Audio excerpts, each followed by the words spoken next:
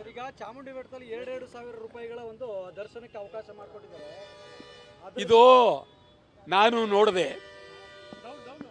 ಚಾಮುಂಡಿ ತಾಯಿ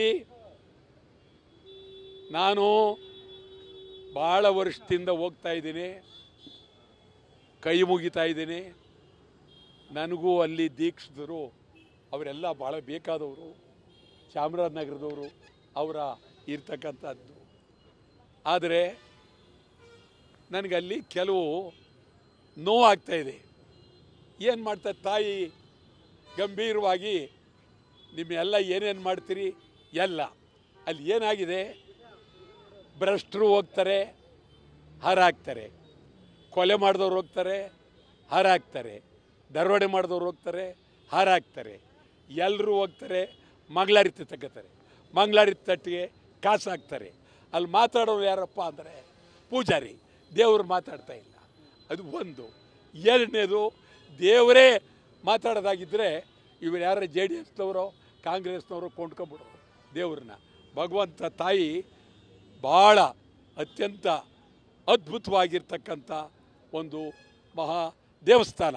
ಇಲ್ಲಿ ನಡಿಬಾರ್ದು. ಭಾರಿ ದೊಡ್ಡ ಜನಕ್ಕೆ, ಭಾರಿ ವ್ಯಕ್ತಿಗಳಿಗೆ ವಿಶೇಷವಾಗಿ ಅದ್ಯಾವುದೋ ಒಂದು ಗಾಡೀಲಿ ಕುಣಿಸ್ಕೊಂಡು ಹೋಗ್ತಾರೆ. ಈಗ ನಾನು ನೋಡಿರಲಿಲ್ಲ, ಈಗಿತ್ತು ಎಂಥದ್ದು ಐರಾವತ್, ಅದು ಅದ್ರ ಹೆಸರು ಐರಾವತ ಅಂದರೆ ಇಂದ್ರನ ಆನೆ, ಇಂದ್ರನ ಅರಮನೆಯಲ್ಲಿ ಆನೆ ಇತ್ತಲ್ಲದು ಐರಾವತ. ಇದಕ್ಕೆ ಐರಾವತಂದು ಹೆಸರಿಟ್ಟಿದ್ದಾರ.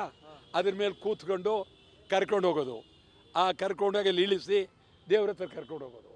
ಅವರು ಇವರಿಗೆ ವಿಶೇಷವಾದಂಥದ್ದು. 2,000 ರೂಪಾಯಿ ಕೊಟ್ಟವರು ಅವರು ದೇವರೇ ಕಾಪಾಡಬೇಕು ಅವ್ರನ್ನ.